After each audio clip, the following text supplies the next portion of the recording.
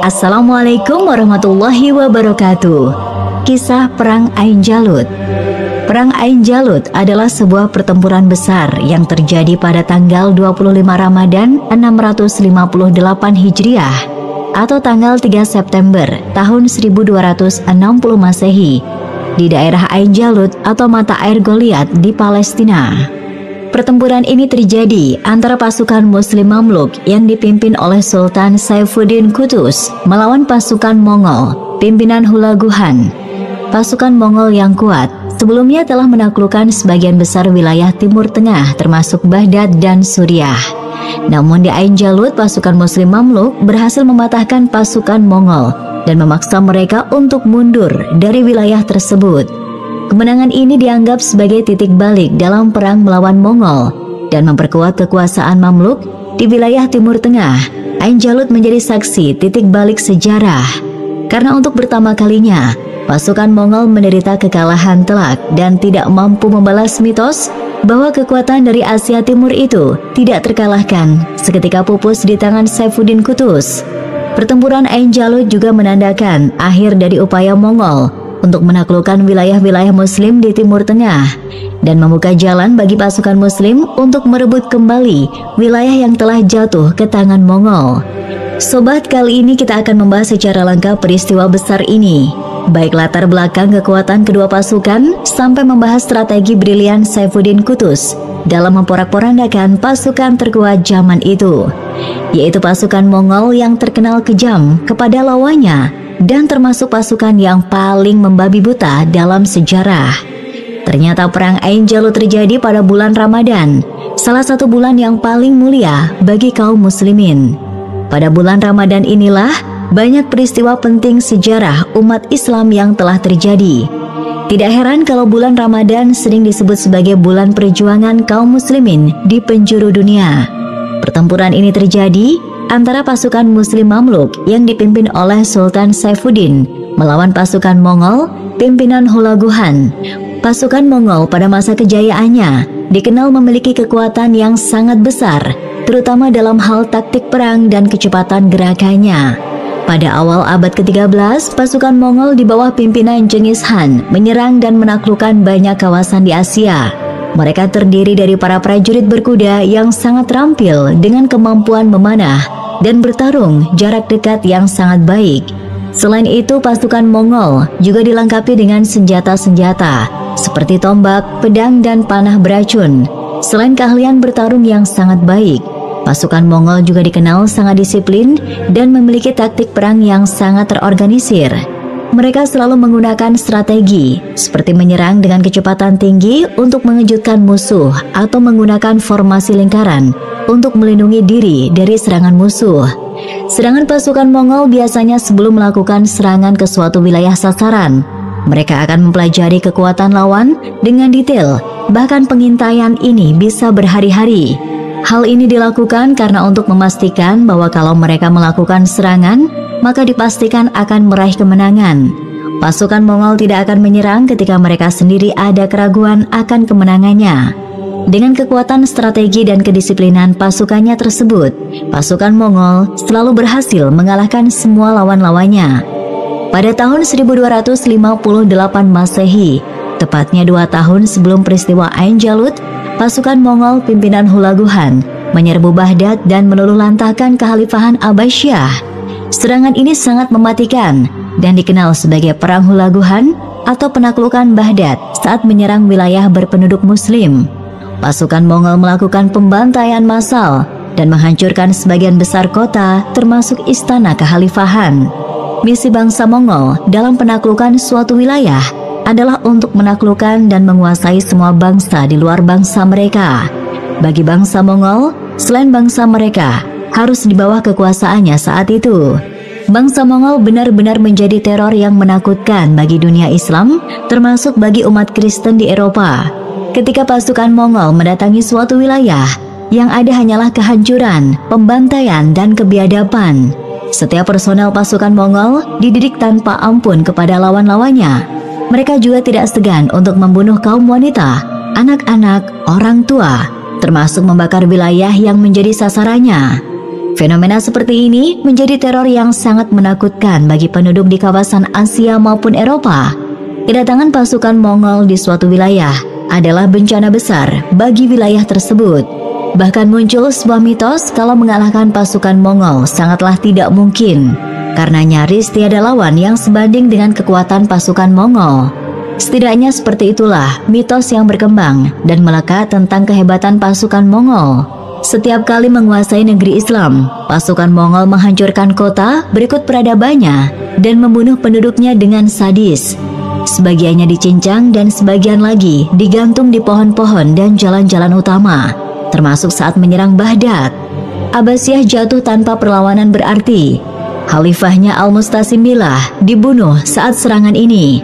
1,5 juta kaum muslimin dibantai selama 40 hari. Jutaan buku dibakar dan dibuang ke sungai. Seluruh harta kekayaan negara dijarah. Ini dilakukan Hulaguhan dan pasukannya untuk meneror dan menghancurkan mental kaum muslimin. Strategi ini berhasil dengan gemilang hingga tidak ada perlawanan yang berarti di setiap kali pasukan Mongol menyerbu dan menguasai negeri-negeri Islam. Misi utama pasukan ini hanya menghancurkan peradaban dan kemanusiaan di wilayah yang jadi sasarannya. Setelah Baghdad jatuh, kaum muslimin makin tidak punya nyali, bahkan sekedar berpikir untuk melakukan perlawanan saja, hampir-hampir tidak berani melakukannya. Kondisi semacam ini semakin meyakinkan Hulaguhan untuk melanjutkan misi penghancurannya ke wilayah Damaskus, ibu kota Syam, dan kota-kota sekitarnya dengan mudah tanpa perlawanan yang berarti. Nyaris seluruh negeri Islam telah dikuasai dan dihancurkan oleh invasi pasukan Mongol. Tinggal Kesultanan Mamluk di wilayah Mesir saja yang masih menunggu giliran. Saat itu penguasa Mamluk dipimpin oleh Sultan Saifuddin Qutuz. Hulaguhan mengirimkan utusan kepada Sultan Saifuddin Qutuz di Kairo. Pemimpin Kesultanan Mamluk itu diancam agar bersedia tunduk pada kekuasaan Mongol. Kalau tidak mau tunduk, maka akan dihancurkan seperti negeri-negeri yang lain. Berikut ini adalah penggalan surat ancaman untuk penguasa muslim tersebut. Dari Raja di Raja Timur dan Barat, Han yang Agung kepada Qutuz si Mamluk, penguasa yang berusaha kabur dari pedang kami. Kamu mengetahui bagaimana nasib negeri-negeri lain, dan karena itu tunduklah kepada kami. Kamu telah mendengar bagaimana kami menaklukkan kerajaan-kerajaan besar dan mengenyahkan mereka dari muka bumi. Kami telah menaklukkan wilayah yang luas, membantai semua orang. Kamu tidak akan bisa lepas dari teror kami. Kemana kamu bisa lari? Kuda kami sangat gesit, panah kami tajam, pedang kami seperti petir, hati kami sekeras gunung, dan tentara kami sebanyak pasir. Kami akan menghancurkan masjid-masjid sehingga lemahlah Tuhan kalian. Kami juga akan membunuh anak-anak dan orang tua kalian semuanya. Kini hanya kamulah satu-satunya musuh yang perlu kami hadapi. Setelah menerima surat tersebut, Saifuddin Qutuz tidak gentar sedikit pun. Berbeda dengan sikap penguasa lainnya, beliau dengan berani menghina delegasi tersebut dan kemudian membunuh mereka. Bahkan kepala mereka digantung di pintu kota Mesir.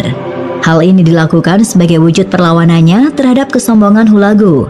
Saifuddin Qutuz menyadari bahwa keputusannya yang akan melakukan perlawanan terhadap Mongol akan memicu pertentangan dari kalangan pejabat Kesultanan Mamluk sendiri.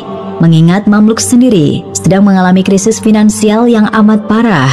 Padahal di waktu yang sama, mereka akan melakukan peperangan melawan pasukan Mongol yang terkenal tangguh. Artinya dibutuhkan dana yang besar untuk keperluan ini. Sedangkan kas Baitul Mal dalam keadaan kosong. Langkah awal, Sultan mengumpulkan para pejabat dan ulama untuk memecahkan permasalahan ini. Salah satunya adalah bagaimana bisa mendapatkan anggaran yang cukup untuk persiapan perang.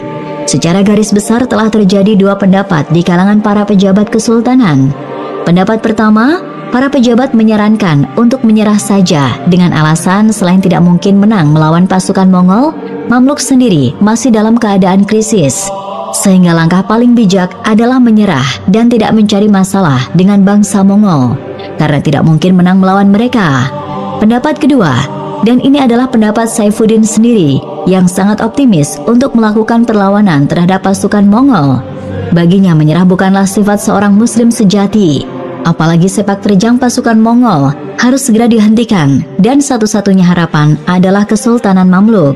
Karena negeri-negeri muslim lainnya sudah menyerah di hadapan Mongol, artinya Mamluk harus melawan pasukan Mongol. Dan inilah satu-satunya solusi terbaik untuk Mamluk. Apapun yang terjadi harus melawan kekuatan Mongol. Mendengar optimisnya sang sultan, semua akhirnya sepakat untuk melakukan perlawanan.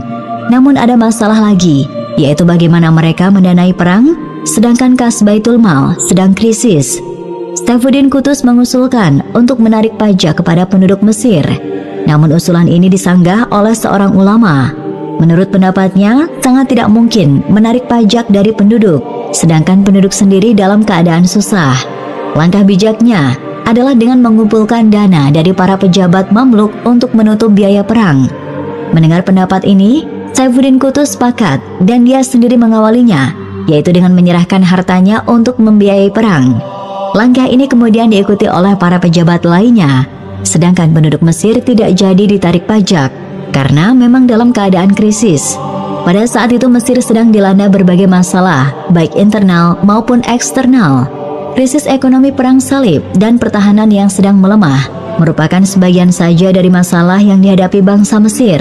Namun sikap keteguhan Sultan Qutuz menjadi secercah harapan bagi umat Islam, karena Qutuz tidak memilih untuk lari ataupun berdamai dengan Mongol, seperti halnya penguasa Islam lainnya pada saat itu. Justru Sultan memilih untuk menghadapi bangsa Mongol.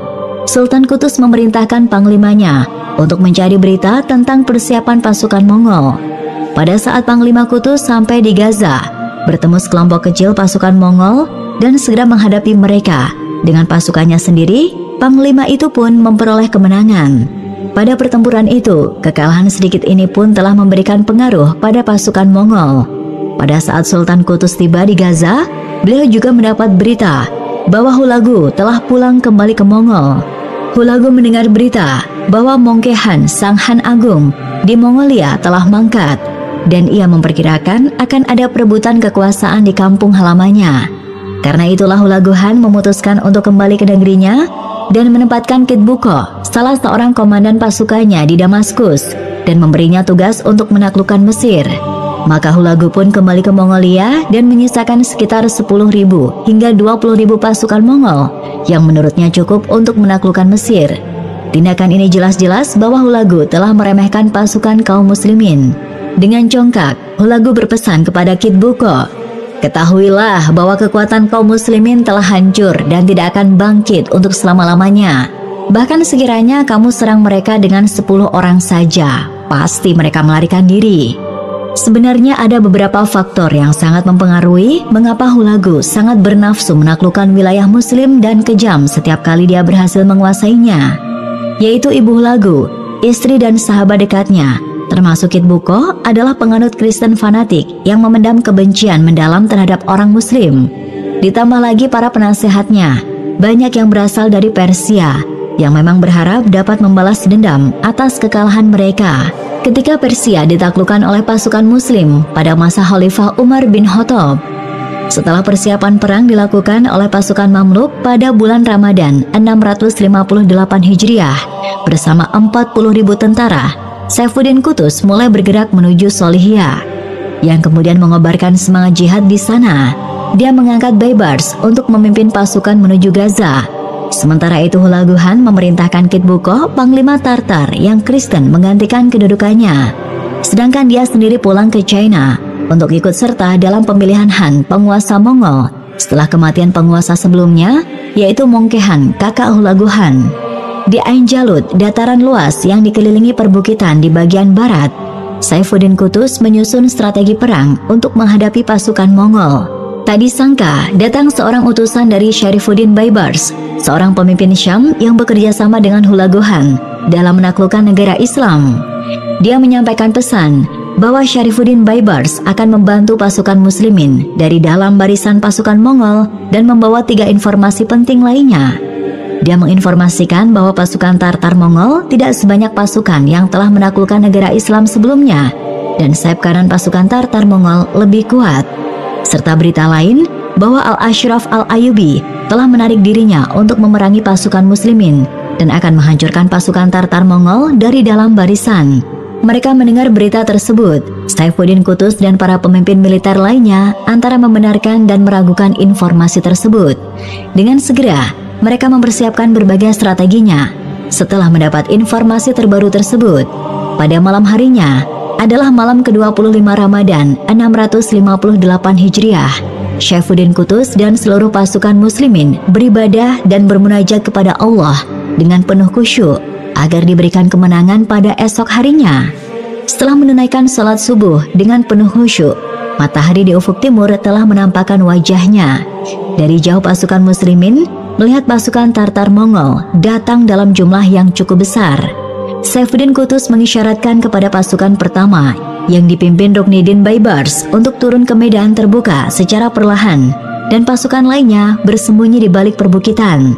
Melihat kehadiran pasukan muslimin yang mulai menuruni bukit, Kit Buko, sang panglima pasukan Tartar Mongol, terkejut dan terkesima melihat kerapian mereka.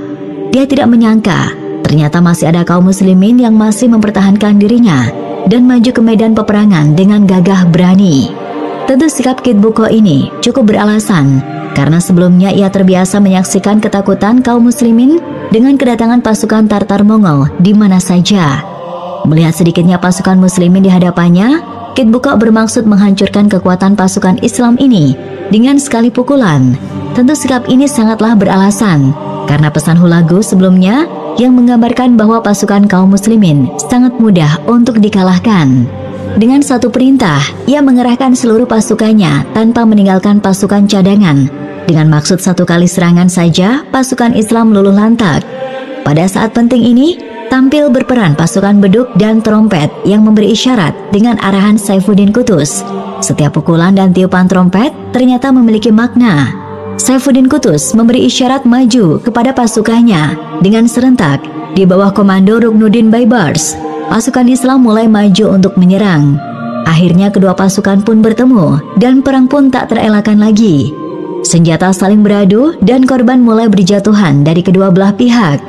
Pemandangan berubah seketika tatkala takbir para petani Palestina mengiringi berlangsungnya pertempuran hebat yang tidak pernah mereka saksikan sebelumnya. Saat perang berkecamuk itulah, dari jauh Syaifuddin Qutuz dengan sabar dan tenang mengamati dan mengontrol gerakan pasukannya. Kemudian ia mengisyaratkan untuk melakukan strategi mundur perlahan menuju ke arah selatan Ain Jalut.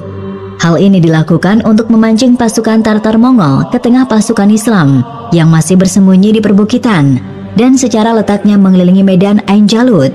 Manuver ini terlaksana dengan baik sesuai rencana awal. Pada waktu yang tepat, manuver lainnya juga dilakukan. Isyarat kepungan ditunjukkan oleh Syaifuddin Qutuz sehingga pasukan Islam turun dari perbukitan lalu mengepung pasukan Tartar Mongol dari semua penjuru. Melihat hal ini, Kit Buko sangat terkejut dengan strategi pasukan Islam dan mulai menyadari bahwa mereka telah dikepung di medan Ain Jalut. Tidak ada kesempatan untuk lari bagi pasukan Mongol. Dengan terpaksa mereka harus bertempur dengan seluruh kekuatan yang mereka miliki. Meski semua gerakan mereka terlihat bebas oleh pasukan muslimin. Sayap kanan pasukan Mongol sungguh kuat. Hampir saja sayap kiri pasukan muslimin dikuasai pasukan Mongol dan sempat membalikkan kepungan.